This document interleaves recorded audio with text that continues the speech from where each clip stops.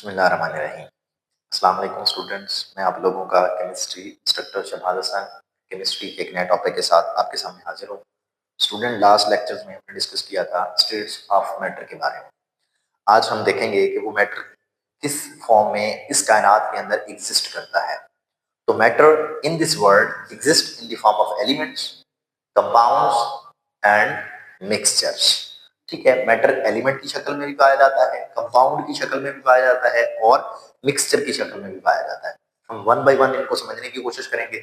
ठीक है, तो सबसे पहले हमारे पास क्या है जी, एलिमेंट है।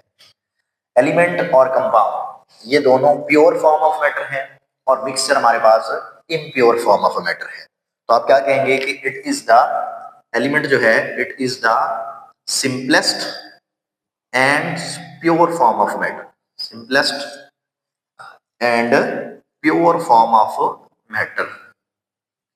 समझ आ रही है बात की? ये सादा है और खालिस शक्ल है मादे की। ठीक है, containing same type of atom, containing same type of atom. ये एलिमेंट जो है एक जैसे एटम से मिलकर बनता है। मिसाल के तौर पे यहाँ पर अगर मैं एक कार्बन एलिमेंट की बात करता हूँ कि कार्बन हमारे पास क्या है जी, एक एलिमेंट है। तो कार्बन फर्दर 3 कार्बन एटम से मिलकर बनता है। उसमें क्या है आपके पास, एक आपके पास है जी कार्बन C612, कार्बन C613 और एक हमारे पास है कार्बन C614। अब देखें, एक ही एलिमेंट है कार्बन का और ये 3 मुख्त एटम से मिलकर बना है और वो तीनों सेम है। ठीक है, तो हमने कहा containing same type of atoms. इसके अलावा एलिमेंट की खसूसियात क्या होती हैं कि not broken down by simpler chemical means, broken down by simpler, या इसको आप ऑर्डिनरी भी कह सकते हैं, सिंपलर केमिकल मीन्स। इस सादा तरीकों से इसको आप नहीं तोड़ सकते हैं। समझ आ रही है बात की कि एक एलिमेंट मैटर की सादा तरीन और खालिस शक्ल है जो कि एक जैसे एटमों से मिलकर बनता है और इसको आप सादा तरीकों से मजीद आगे तोड़ नहीं सकते हैं। समझ आ रही है बात की? By simpler ordinary chemical means या सिंपलर केमिकल मीन्स। समझ आ रही है बात की? इसके बाद एलिमेंट जो है वो किन किन शक्लों में एग्जिस्ट करता है, एग्जिस्टेंस ऑफ एन एलिमेंट्स। हमारा जो एलिमेंट है वो किस किस शक्ल में एग्जिस्ट कर रहा होता है। तो हमने जो पढ़ी है लास्ट टाइम स्टूडेंट्स, तो एलिमेंट एग्जिस्ट करता है इन the form of gas, gaseous form में भी एलिमेंट पाए जाते हैं। ठीक है, लिक्विड फॉर्म में भी एलिमेंट्स पाए जाते हैं और इसके अलावा हमारे पास क्या है जी, सॉलिड फॉर्म में भी एलिमेंट्स पाए जाते हैं। सबसे ज्यादा जो एलिमेंट पाए जाते हैं वो किस हालत में पाए जाते हैं जी, most element are present in the form of solids. समझ आ रही है बात की? अप्रोक्सीमेटली 96 एलिमेंट ऐसे हैं जो सॉलिड शक्ल में पाए जाते हैं। ओनली 2 एलिमेंट्स ऐसे हैं जो लिक्विड शक्ल में पाए जाते हैं, ब्रोमीन है और मरकरी है। समझ आ रही है बात की? ये बहुत इंपॉर्टेंट है, एमसीक्यूज में भी पूछा जा सकता है कि कौन सा एलिमेंट है, ये कौन से एलिमेंट है जो लिक्विड हालत में पाए जाते हैं। तो सिर्फ 2 एलिमेंट है, ब्रोमीन और मरकरी। ठीक है, गैसियस हालत में आपके पास बहुत सारे एलिमेंट्स हैं जो बाकी बच जाते हैं, मतलब 96 मैंने कहा अप्रोक्सीमेटली सॉलिड शक्ल में पाए जाते हैं। ठीक है, 2 एलिमेंट लिक्विड शक्ल में पाए जाते हैं और गैसियस शक्ल में बाकी जो एलिमेंट है जैसे कि कार्बन है, ऑक्सीजन है, नाइट्रोजन है, ठीक है, सल्फर है, ये सारी जो गैसेस हैं वो इस शक्ल में पाए जाते हैं। सम एलिमेंट्स आप इधर लिख लें कि चंद कुछ एलिमेंट्स इसमें पाए जाते हैं, ओनली 2 एलिमेंट्स लिक्विड शक्ल में पाए जाते हैं और most of the elements are present in the form of solids. समझ आ रही है? जैसे कि हमारे पास इसमें एग्जांपल की अगर बात करें इधर सॉलिड में, तो हमारे पास क्या है जी, सोडियम है, पोटासियम है। ठीक है, ये सारे मतलब जो हमारे पास है, मैग्नीशियम है, कैल्शियम है, ये सारी मेटल्स हैं, सॉरी सॉलिड्स शक्ल में पाए जाते हैं। इसके बाद है अकरेंस। अकरेंस एलिमेंट्स किन किन शक्लों में पाया जाता है? अकरेंस वकू पजीर होना। तो वो भी एलिमेंट्स जो है वो 3 शक्लों में पाया जाता है। उनमें सबसे पहले क्या है जी, मेटल्स, एलिमेंट मेटल की सूरत में भी पाए जाते हैं, नॉन मेटल्स की सूरत में भी पाए जाते हैं। ठीक है, और तीसरी स्टेट क्या है जी हमारे पास, मेटलाइट्स। तीसरी स्टेट क्या है जी, मेटलाइट्स। समझ आ रही है? तो हमें पता है कि जो मेटल्स होती हैं वो सॉलिड होती हैं, तो सबसे ज्यादा सॉलिड में पाए जाते हैं। इसका मतलब है most of the elements in the periodic table are क्या है जी, मेटल्स हैं।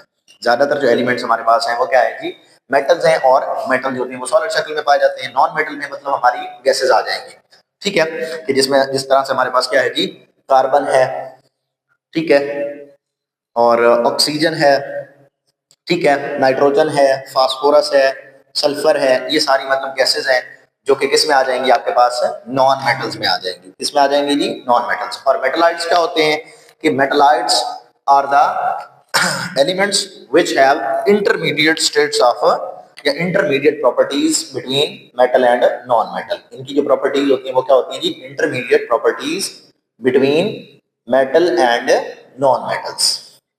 मेटल्स एंड नॉन मेटल्स, इनकी जो खसूसियात होती हैं वो मेटल्स और नॉन मेटल्स की इंटरमीडिएट होती हैं, दोनों की खसूसियात इनमें मौजूद होती हैं, ठीक है। इसके बाद है जी, एलिमेंट आल्सो एग्जिस्ट, एलिमेंट्स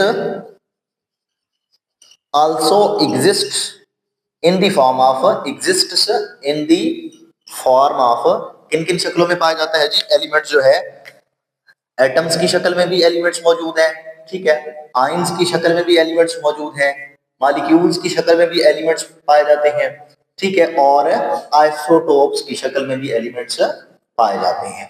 समझ आ रही है कि एटम्स की शक्ल में अगर बात करें तो हमारे पास जो है, जैसे हमने पहले बात की कि हाइड्रोजन है, अब वो एटम भी है और साथ में हमारे पास क्या है जी, एलिमेंट भी है। आयंस Na, इसको अगर इसमें से अगर इलेक्ट्रॉन निकालें तो यहाँ पर क्या बन जाएगा, Na पॉजिटिव प्लस एक इलेक्ट्रॉन निकल गया तो वो इलेक्ट्रॉन आ जाएगा। अब आयंस बनते कैसे हैं, जब भी किसी एटम में से इलेक्ट्रॉन निकलेंगे या उसमें आके इलेक्ट्रॉन दाखिल होंगे, अगर उसमें से इलेक्ट्रॉन निकल जाएंगे तो वो पॉजिटिव आयन में तब्दील हो जाएगा, और अगर उसमें आके इलेक्ट्रॉन ऐड होगा तो वो नेगेटिव आयन में तब्दील होगा। और ये वाली शक्ल या ये वाली शक्ल, ये क्या है, सोडियम है, तो सोडियम का एक एलिमेंट भी है, ठीक है। एटम्स की जैसे बात की तो यहाँ पर हम वैसे ही बात कर लेते हैं कि हमारे पास क्या है जी, अगर सिंपली बात करें तो कार्बन भी एक एटम है, समझ आ रही है बात की, हाइड्रोजन भी एक एटम है, ठीक है, और ये एक एलिमेंट भी है। तो एलिमेंट्स एटम्स की शक्ल में भी पाए जाते हैं, आयंस की शक्ल में भी पाए जाते हैं, मॉलिक्यूल्स की शक्ल में भी पाए जाते हैं। जैसे कि हमारे पास नोबल गैसेस हैं, नोबल गैसेस जो है हमारे पास वो क्या है जी, मोनोएटॉमिक मॉलिक्यूल उनको कहा जाता है। जैसे कि हमारे पास क्या है, हीलियम, नियॉन, आर्गन, ठीक है, क्रिप्टॉन, जीनॉन, रेडॉन। अब ये ऐसे एलिमेंट हैं जो किस शक्ल में पाए जाते हैं, मॉलिक्यूलर फॉर्म में पाए जाते हैं। इसके बाद आपके पास क्या है जी, आइसोटोप्स। तो आइसोटोप्स क्या होते हैं कि ये एलिमेंट्स के वो एटम्स होते हैं, atoms of the element that have the same atomic number but different mass numbers, कि इनका जो एटॉमिक नंबर है वो क्या होता है जी, सेम होता है, और इनका जो मास नंबर होता है वो डिफरेंट होता है। कि atoms of the elements that have the same atomic number but different mass number. समझ आ रही है बात की, कि जिनका एटॉमिक नंबर सेम हो और मास नंबर मुख्तलिफ हो, किसी भी एलिमेंट के वो एटम्स जिनमें ये खसूसियत होगी कि उनका एटॉमिक नंबर सेम होगा और उनका मास नंबर मुख्तलिफ होगा, वो उस एलिमेंट के आइसोटोप्स कहलाएंगे। जैसा कि ये हमने किया था कार्बन, ठीक है, ये कार्बन है, अब देखें ये कार्बन C6, ठीक है, ये इनका एटॉमिक नंबर है। तो एटॉमिक नंबर सेम है, लेकिन ऊपर क्या है कि मास नंबर ऊपर होता है, उसको हम ऊपर रिप्रेजेंट करते हैं। तो वो क्या है जी, देखें इसमें 12 है, इसमें 13 है, इसमें 14 है। तो ये जो है, ये एटम्स जो हैं, ये कार्बन एलिमेंट के आइसोटोप्स हैं। समझ आ रही है बात की, कि किसी भी एलिमेंट के वो एटम्स जिनका एटॉमिक नंबर सेम हो लेकिन मास नंबर मुख्तलिफ हो। एटॉमिक नंबर किसको शो करता है, नंबर ऑफ प्रोटॉन्स को, और हमारे पास मास नंबर किसको शो करता है, number of proton plus neutron, दोनों को मिला के लिखते होते हैं, ठीक है। इसके अलावा हमने यहाँ पर एटम्स लिखा, तो एटम क्या होता है कि smallest particle of an element, सब स्मॉलेस्ट पार्टिकल ऑफ एलिमेंट, किसी भी एलिमेंट का सबसे छोटा जर्रा होता है smallest particle of an element, किसी भी एलिमेंट का सबसे छोटा जर्रा, which may or may not exist independently, which may or may not, वो रह भी सकता है और नहीं भी रह सकता, may or may not exist independently या exist freely, जो आजादाना तौर पर रह भी सकता है और नहीं भी रहता, but take part in a chemical reaction, but takes part in a chemical reaction। समझ आ रही है, takes part in a chemical reaction, किसी भी chemical reaction में हिस्सा जरूर लेगा। ये इसके एटम की डेफिनेशन है, बहुत इंपॉर्टेंट है कि atoms is the smallest particle of an element which may or may not exist freely, कि जो आजादाना तौर पर रह भी सकता है और आजादाना तौर पर नहीं भी रहता, लेकिन रिएक्शन में जरूर हिस्सा ले सकता है। ठीक है, तो ये हमारा जो कंप्लीट एलिमेंट के बारे में था वो हमने सब कुछ देख लिया है कि एलिमेंट की एग्जिस्टेंस क्या है, एलिमेंट्स की अकरेंस क्या है और एलिमेंट और किन किन शक्लों में पाया जाता है। इसके बाद हमारे पास है जी कंपाउंड। ठीक है, तो हमने कहा था कि एलिमेंट्स जो होते हैं वो एटम से मिलकर बनते हैं। जैसे हमने कहा कि smallest particle of an element, कि सबसे छोटा जो जर्रा होता है एलिमेंट का वो एटम होता है। तो इसका मतलब क्या है कि एटम मिलते हैं तो एलिमेंट बनते हैं, एलिमेंट मिलते हैं तो कंपाउंड बनते हैं। कि when different elements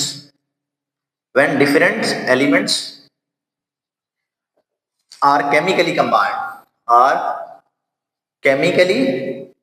combined in a fixed ratio by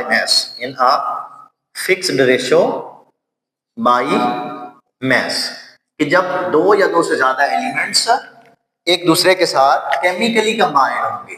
when different elements मैंने लिख दिया, दो लिख सकते हैं कि when two or more than two elements are chemically combined, और होने क्या चाहिए, डिफरेंट होने चाहिए। ये जरूर याद रखना है कि जब दो एलिमेंट्स मिलेंगे, केमिकली मिलेंगे और दोनों मुख्तलिफ होंगे, तो वो जो है ना वो मिलकर क्या बनाएंगे, आपके पास कंपाउंड बनाएंगे। और वो मिलने भी किस तरह से चाहिए, फिक्स्ड रेशियो होनी चाहिए, उनकी जो आपस में मिलने की रेशियो है वो फिक्स्ड होनी चाहिए और बाय मास होनी चाहिए। मिसाल के तौर पे कि कार्बन डाइऑक्साइड का एक जो मॉलिक्यूल है वो किस तरह से बनता है जी, कार्बन डाइऑक्साइड का मॉलिक्यूल बनता है कार्बन और ऑक्सीजन के मिलने से, और इस तरह से ये बनता है जी कार्बन डाइऑक्साइड।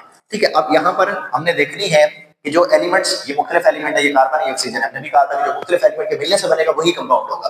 ठीक है, तो इसकी जो बाय मास देखें तो कार्बन के एक एटम एलिमेंट का जो मास है वो 12 है, और इसका जो एक है ऑक्सीजन का वो 16 है, लेकिन यहाँ दो है तो 16 को 2 से मल्टीप्लाई करेंगे तो 32 हो जाएंगे। इन दोनों को ऐड करें तो कितने बनते हैं जी, आपके पास 44। इसका मतलब है कार्बन डाइऑक्साइड का 44 जो मास है वो कितना है, 44 है। तो हमने बताना क्या है कि उनकी फिक्स्ड रेशियो बाय मास। अब ये दोनों मिले हैं तो इनकी फिक्स्ड रेशियो बाय मास निकालेंगे, सिंपलेस्ट फॉर्म में लेके आए। 2 पे डिवाइड करें तो ये 6 हो जाएगा, इधर डिवाइड करेंगे तो 16 हो जाएगा, फिर 2 पे डिवाइड करेंगे तो ये 3 हो जाएगा, ये 8 हो जाएगा। इससे मजीद आगे डिवाइड नहीं होता। तो इसका मतलब है कि ये इनकी सिंपलेस्ट रेशियो है कि कार्बन और ऑक्सीजन की सिंपलेस्ट रेशियो और फिक्स्ड रेशियो है कि हर कार्बन डाइऑक्साइड का जो मॉलिक्यूल होगा जहां पर भी मौजूद होगा उसमें कार्बन की जो रेशियो है वो 3 होगी और ऑक्सीजन की जो है वो 8 होगी। ठीक है, ये हमने जो डेफिनेशन लिखी थी उसी को हमने इसको एक्सप्लेन किया है। मुख्तलिफ एलिमेंट्स मिलेंगे तभी हम उसको कहेंगे कंपाउंड। अच्छा, एक और चीज है, कंपाउंड और मॉलिक्यूल में फर्क क्या होता है। आपका जो मॉलिक्यूल होता है वो एक जैसे एटम पर भी मुश्तमिल हो सकता है, मुख्तलिफ पर भी हो सकता है, लेकिन कंपाउंड के लिए शर्त है कि वो दो मुख्तलिफ एलिमेंट से मिलकर बने। जैसे ये दो मुख्तलिफ एलिमेंट से मिलकर बना है तो ये कंपाउंड है, मॉलिक्यूल भी है। इसका मतलब है कंपाउंड जितने भी होते हैं वो मॉलिक्यूल हो सकते हैं, लेकिन सारे के सारे मॉलिक्यूल कंपाउंड नहीं होते। क्यों? क्योंकि कंपाउंड के लिए शर्त है कि कंपाउंड के मुख्तलिफ एलिमेंट से मिलकर बनता है। जैसे ये एक और मैं लिख देता हूँ, वाटर है हमारे पास H2O, क्या है जी हमारे पास H2O। अब इसमें जो मास है वो आपके पास हाइड्रोजन का एक का मास 1 होता है, 2 है तो 2 हो जाएगा। ऑक्सीजन का एक का मास कितना होता है जी 16। तो इनकी अगर हम रेशियो देखें तो 2 पे डिवाइड करेंगे तो 1:8 आ जाएगा। इसका मतलब क्या है कि वाटर के जितने भी मॉलिक्यूल होंगे जहां पर भी होंगी उनकी जो रेशियो होगी बाय मास वो हमेशा 1:8 होगी। मतलब एक रेशियो होगी हाइड्रोजन की और 8 जो है वो रेशियो होगी बाय मास ऑक्सीजन की। अब ये तो मुख्तलिफ है, ठीक है, तो इसका मतलब है इसको हम क्या कह रहे हैं, कंपाउंड कह रहे हैं। अच्छा, ये वो एलिमेंट, ये मैंने अभी आपको कहा कि जितने भी कंपाउंड होते हैं उनको आप मॉलिक्यूल भी कह सकते हैं, ठीक है, लेकिन सारे के सारे मॉलिक्यूल को हम कंपाउंड नहीं कहते। मिसाल के तौर पे ऑक्सीजन है O2, अब ये एक मॉलिक्यूल है लेकिन ये एक जैसे एलिमेंट से मिलकर बना है, एक जैसे एटम से मिलकर बना है, तो हम इसको कंपाउंड नहीं कहेंगे। मैं उम्मीद करता हूँ कि आपको समझ आ गया होगा कि मुख्तलिफ एलिमेंट्स मिले, उनके मिलने से कंपाउंड बनता है, एक जैसे एलिमेंट मिले तो मॉलिक्यूल बनता है। ठीक है, इसके बाद इसकी टाइप्स हैं कि कंपाउंड किन किन शक्लों में पाए जाते हैं। ठीक है, तो इसमें टाइप्स में हमारे पास सबसे पहले क्या है जी, मॉलिक्यूलर कंपाउंड है, मॉलिक्यूलर कंपाउंड्स, समझ आ रही है बात की। इसके बाद हमारे पास क्या है जी, आयनिक कंपाउंड्स है, ठीक है, और इसके साथ हमारे पास और क्या है जी, इंटरमेटेलिक कंपाउंड्स, इंटरमेटेलिक कंपाउंड्स है। इसके साथ हमारे पास और क्या है जी, कोऑर्डिनेशन कॉम्प्लेक्सेस, कोऑर्डिनेशन कॉम्प्लेक्सेस। ठीक है, ये कंपाउंड की टाइप्स पाई जाती हैं। आपने भी ऐसे ही लिखना है कि कंपाउंड की डेफिनेशन लिखनी है, उसके बाद आपने उसकी टाइप लिखनी है। तो मॉलिक्यूलर कंपाउंड्स की आगे फर्दर टाइप्स हैं कि मॉलिक्यूलर कंपाउंड जो है ये आगे मजीद टाइप्स में पाया जाता है। इसमें कुछ क्या होते हैं जी, ऑर्गेनिक कंपाउंड्स होते हैं, ठीक है, ऑर्गेनिक कंपाउंड्स, और बाकी जो है वो हमारे पास क्या होते हैं जी, इनको आप क्या कहेंगे, कोवलेंट कंपाउंड्स, कोवलेंट कंपाउंड्स। तो आपको पता है कि ऑर्गेनिक कंपाउंड्स हम उन कंपाउंड्स को कहते हैं जो हमारे पास क्या होते हैं जी, जो हमारे पास क्या होते हैं, जिनमें कार्बन और हाइड्रोजन मौजूद होता है, जिनमें कार्बन और हाइड्रोजन मौजूद होता है। ऐसे तमाम कंपाउंड जिनमें कार्बन सेंट्रल एटम के तौर पर मौजूद होगा और साथ में हाइड्रोजन भी मौजूद होगा, उनको हम ऑर्गेनिक कंपाउंड कहते हैं, ठीक है। लिविंग ऑर्गेनिज्म में भी ये पाए जाते हैं, प्रोटीन है, ठीक है, लिपिड्स हैं, कार्बोहाइड्रेट्स हैं, ये सारे के सारे ऑर्गेनिक कंपाउंड्स के अंदर आते हैं। कोवलेंट कंपाउंड में हमारे पास यही वाटर आ जाएगा, कार्बन डाइऑक्साइड आ जाएगा, H2O, ठीक है, कार्बन डाइऑक्साइड आ जाएगा, NH3 आ जाएगा। समझ आ रही है कि ये ऐसे कंपाउंड हैं जिनमें कोवलेंट बॉन्ड मौजूद होगा। और कोवलेंट बॉन्ड क्या होता है, जो दोनों एटमों के इश्तराक से बनेगी, उधर से कुछ इलेक्ट्रॉन आएंगे, कुछ उधर से इलेक्ट्रॉन आएंगे, और इस तरह से जो बनने वाला बॉन्ड होगा वो हमारे पास क्या होगा जी, कोवलेंट बॉन्ड होगा। इसके बाद हमारे पास है आयनिक कंपाउंड्स। तो आयनिक कंपाउंड्स क्या होते हैं जी, इनको हम इनऑर्गेनिक कंपाउंड भी कहते हैं, इनऑर्गेनिक कंपाउंड्स भी इनको कहा जाता है। समझ आ रही है बात की, ठीक है। इसके बाद हमारे पास इंटरमेटालिक कंपाउंड है। इंटर मतलब दरमियान, मेटालिक मतलब मेटल्स। तो ऐसे कंपाउंड जो मेटल्स के दरमियान बने, ठीक है, with between the metals, between the metals. मिसाल के तौर पे ब्रास है, ब्रास तो वो बनता है कॉपर और जिंक के मिलने से, ठीक है। तो इस तरह से आप इधर लिख सकते हैं कि ये ऐसा कंपाउंड है ब्रास, ये किससे मिलकर बनता है जी, कॉपर और जिंक के मिलने से ये ब्रास बनता है। तो ये दोनों मेटल्स हैं, दोनों मेटल्स के दरमियान जो मिलकर कंपाउंड बनेगा वो इंटरमेटालिक कंपाउंड होगा। इसके बाद हमारे पास कोऑर्डिनेशन कॉम्प्लेक्सेस है। तो कोऑर्डिनेशन कॉम्प्लेक्सेस में ट्रांजिशन जो हमारे पास कंपाउंड्स होते हैं वो आते हैं, जैसे कि हमारे पास क्या है जी, K4FeCN6, ठीक है, ये एक हमारे पास कंपाउंड है जिसको हम क्या कहते हैं जी, कोऑर्डिनेशन कॉम्प्लेक्सेस के अंदर ये आता है। पोटासियम हेक्सासियानोफिरेट, ठीक है, इसका नाम है पोटासियम हेक्सासियानोफिरेट 2 भी पढ़ते हैं इसको। समझ आ रही है बात की। तो ये हमारे पास जो है ना वो कंपाउंड की डेफिनेशन थी और कंपाउंड की टाइप्स थी। इसके बाद हमारे पास है मिक्सचर। तो उसको हम देखेंगे मिक्सचर क्या होता है जी। मैंने आपको कहा था कि ये क्या होता है, इम्प्योर फॉर्म ऑफ मैटर। ये क्या होता है जी, impure form of matter. Mixture is impure form of matter. सबसे पहले बात ये होगी कि ये इम्प्योर फॉर्म होता है और ये बनता कैसे है, ठीक है। When 2 or more than 2 elements are compound are mixed together by any ratio, ठीक है। 2 या 2 से ज्यादा एलिमेंट्स और कंपाउंड्स, 2 या 2 से ज्यादा कंपाउंड को आपस में मिला दें, कोई फिक्स्ड रेशो नहीं है, ठीक है। ऐसे ही मतलब उधर से उठा के और उधर से उठा के दोनों को मिला दें, तो उसको हम क्या कहते हैं जी, वो मिक्सचर है। कि 2 are when 2 are more than 2 elements are compounds mixed together, compounds mixed together by any ratio, कोई फिक्स्ड रेशो नहीं है, तो इसको हम क्या कहते हैं जी, वो मिक्सचर बन गया है। कि जब 2 या 2 से ज्यादा एलिमेंट्स या कंपाउंड्स को आपस में मिला दें, कोई फिक्स्ड रेशो नहीं है, आपस में इस तरह से मिला दें, तो उसको हम क्या कहते हैं जी, मिक्सचर, ठीक है। आगे मिक्सचर की भी टाइप्स होती हैं। हम होमोजीनियस मिक्सचर भी पढ़ते हैं, ठीक है। एक हमारे पास क्या है जी, होमोजीनियस मिक्सचर, होमोजीनियस मिक्सचर, ठीक है। दूसरा क्या होता है, हेट्रोजीनियस मिक्सचर, हेट्रोजीनियस मिक्सचर। समझ आ रही है बात की, हेट्रोजीनियस मिक्सचर, ये 2 टाइप्स होती हैं इसकी, ठीक है। Homogeneous, homo mean same, genus mean मतलब उसकी जो कंपोजिशन है वो सेम रहती है। कंपोजिशन या कंसंट्रेशन रिमेन्स सेम, मतलब इसकी जो ऐसा मिक्सचर होगा जिसमें चीजें आपस में मिलने वाली होंगी, उनकी जो कंसंट्रेशन होगी वो क्या रहेगी, सेम रहेगी, यूनिफॉर्म रहेगी। यूनिफॉर्म का वर्ड भी आप इस्तेमाल कर सकते हैं। मिसाल के तौर पे इसमें एग्जांपल क्या आ जाएगी, साल्ट एंड वाटर या शुगर एंड वाटर। ये ऐसे हैं जिनकी कंपोजिशन सेम रहेगी। आप पानी में साल्ट मिला दें और उसको अच्छी तरह से जरा आप हिला के फिर उसमें चेक करें, जहां से भी आप जो कतरा भी लेंगे उसमें जो आपको साल्ट मिला हुआ ही मिलेगा। नमक आप पिएंगे आपको महसूस होगा कि उसमें, पानी पिएंगे तो उसमें महसूस होगा कि नमक है, इसी जगह से भी ले लें। तो इस वजह से हम कहते हैं कि इसका ऐसा मिक्सचर जिसकी कंपोजिशन थ्रू आउट सेम रहे, through out the sample same रहे। अब यहाँ पर क्या होगा कि concentration do not remain same, यहाँ पर क्या है जी, कंसंट्रेशन सेम नहीं रहती, concentration does not remain same, does not remains same। अब इसकी एग्जांपल आपकी बुक में जो दी हुई है हेट्रोजीनियस मिक्सचर की, वो है जी हमारे पास रॉक।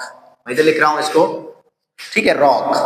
तो रॉक जो है ये ऐसा आपके पास मिक्सचर है जो कि हेट्रोजीनियस है, और हेट्रोजीनियस ऐसे होते हैं जिनकी मतलब कंपोजिशन कभी भी सेम नहीं रहती, मतलब मुख्तलिफ जगहों के ऊपर मुख्तलिफ होगी। तो ये जो रॉक है ये मुख्तलिफ चीजों से मिलकर बना है, ये मिनरल्स है। एक इसमें माइका मिनरल आ जाता है, ठीक है, लाइम स्टोन आ जाता है, लाइम स्टोन, और इसके साथ और कौन सी चीज इसमें शामिल है जी, माइका है, लाइम स्टोन है, और एक चीज और इसमें शामिल है, वो आप बुक से देख सकते हैं कि हमारे पास क्या है जी, ग्रेनाइट। क्या है जी आपके पास, ग्रेनाइट। ये तीन चीजें हैं जिनसे मिलकर हमारा जो है ना ये रॉक बन रहा होता है। समझ आ रही है? तो ये हमारा आज का टॉपिक था जिसमें हमने अलग अलग करके डिस्कस किया, ठीक है, कि एलिमेंट क्या होता है, ये भी प्योर फॉर्म ऑफ मैटर है, कंपाउंड क्या होता है, ये भी प्योर फॉर्म ऑफ मैटर है, मिक्सचर जो है ये इम्प्योर फॉर्म ऑफ मैटर है। फिर फर्दर हमने उनकी टाइप्स देखी कि किस तरह से कौन कौन सी शक्लों में वो पाए जाते हैं। आज का हमारा ये टॉपिक था। उम्मीद करता हूं कि आपको ये अच्छे से समझ आ गया होगा। आपका कोई भी सवाल हो आप कमेंट बॉक्स में पूछ सकते हैं। अल्लाह हाफिज।